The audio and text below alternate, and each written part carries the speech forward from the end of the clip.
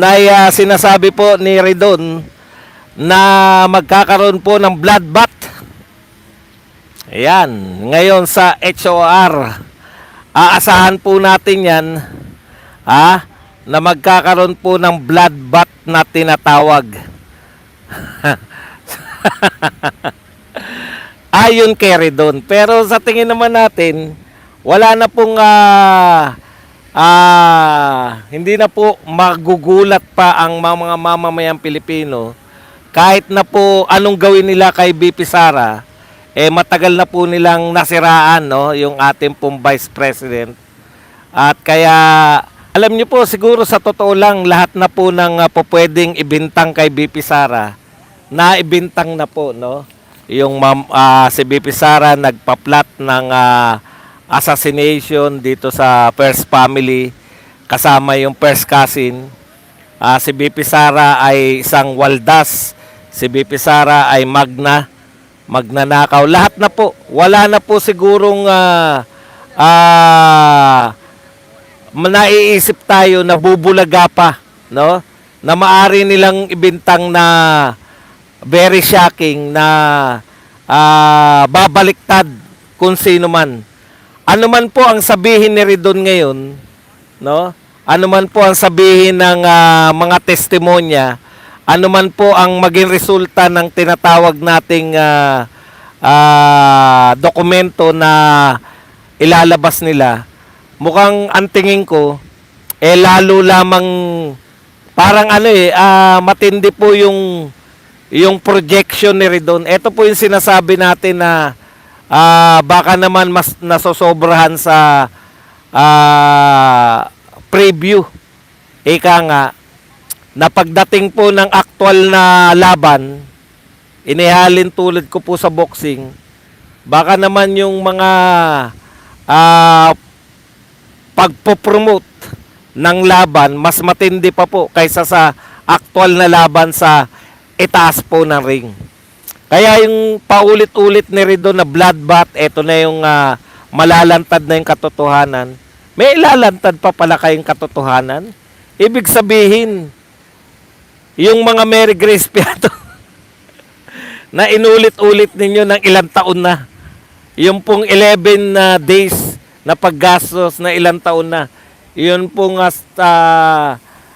nakatakdang assassination o na pagbibintang nyo na assassination na ilang taon na, meron pa pala kayong itinago at ngayon nyo lang ilalantad. Puta, parang hindi naman ako makapaniwala na hindi nyo pa na-exhaust ang lahat ng bintang nyo. Ano man yan, nagkamal ng salapi si BP Sara, ano man po yan, it will boil down to evidence, no? Teka, may pinituhan, ha? Baka may na yung misis ko, nagsuswimming dun, Baka meron akong, mula sa kinain ko. Tignan nyo muna yung mga nagsuswimming. Kumain kami ng almusal,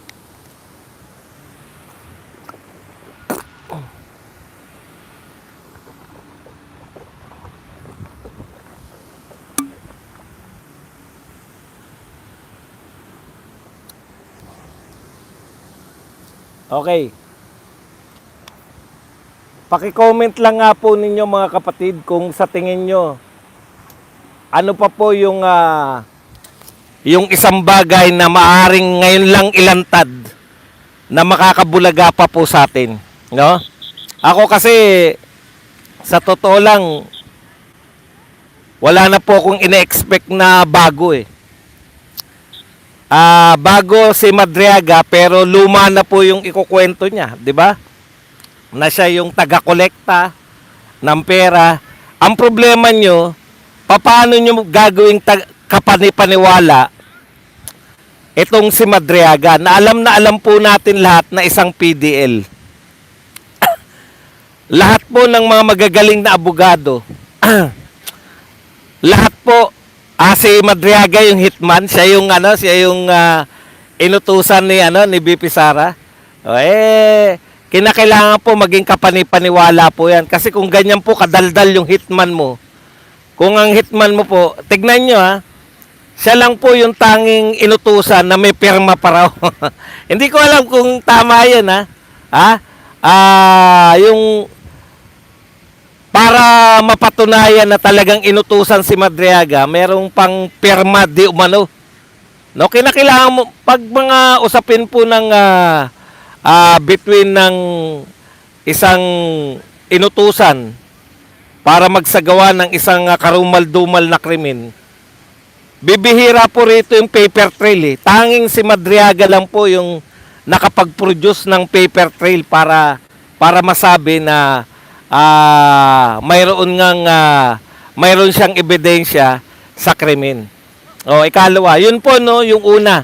Gaano po mapapanindigan ni Madriaga yung kanyang paniniwala natin na kasinungalingan. Okay? Sa Danang po kami, sa Danang. Gaano po yung anong gagawin nila na para maging reliable yung isang PDL in the first place. Di ba? PDL yan. Persons deprived of liberty.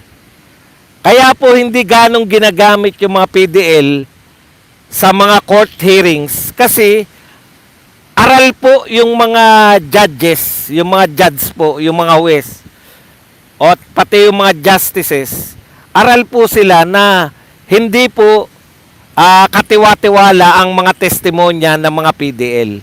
Lalo na po kung etong mga testimonya na to, lalo na po kung ang mga testimonya na to, ito lang yung magdidiin kay BP Sara. So kung si Madriaga lang po ang magtatahi-tahi, kasi kalat-kalat eh. Mahilig po tong mga grupo na to, mahilig po sila na yung kalat-kalat na mga ebidensya, yung kalat-kalat na mga bintang, tatahiin po nila sa pamamagitan po ng mga isa o dalawang testigo. Nakita po natin yan nung kay Tatay Digong, di ba? Nakita po natin yan sa kaso ni Tatay Digong na yung lahat ng gusto nilang ibintang, involved po sa lahat ng pangyaring yan, si Las Cañas at saka si Matabato. Mukhang ganito yung gusto nilang palabasin dito kay Madriaga. Pero sabi nga natin, sa mga initial po natin pagkakalam, parang mahirapan po, no? Mahirapan po na mapaniwala ng mga tao na si Madriaga po ay credible. Una, yung sinabi niya na po na schoolmate o classmate niya si BP Sara, samantalang kung totoong nasa law school si Madriaga at that time, si BP Sara po ay high school pa lang. Paano mo magiging classmate sa law school? Ang layo po ng edad nila. Ikalawa, yung pong sinasabi na kilalang kilala ni BP Sara si Madriaga bilang leader volunteer group. Alam niyo po, kami mga volunteers po kami kay BP Sara. Talagang hindi po makikilala sa dami po ng mga nagbo-volunteer kay BP Sara. Pero syempre, pag mga grupo po kayo, mismo yung leader ng volunteer group kay BP Sara, yung sinasabing samahan, siya po mismo nagpaliwanag, kaya lang naka-attend si Madriaga doon sa tinatawag na inauguration ni BP Sara. Kaya lang po siya naka-attend.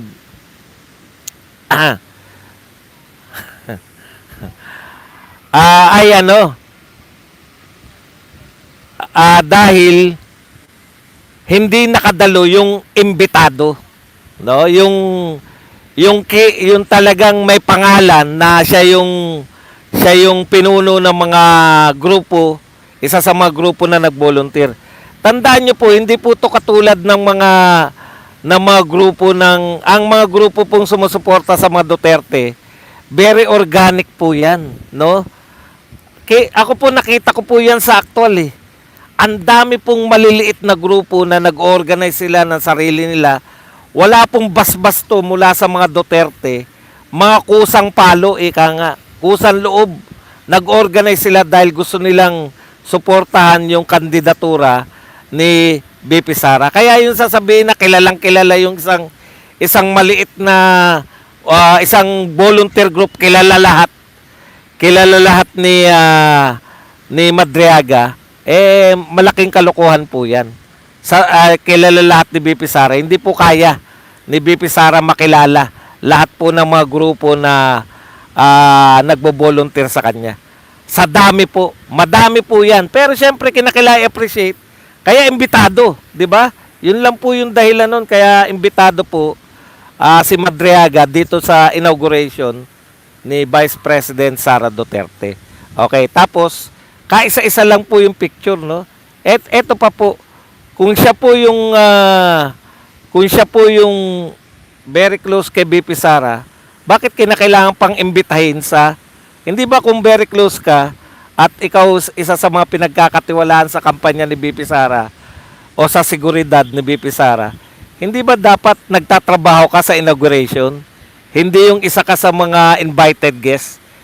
O, di ba? At in the first place, bakit ka iimbitahin?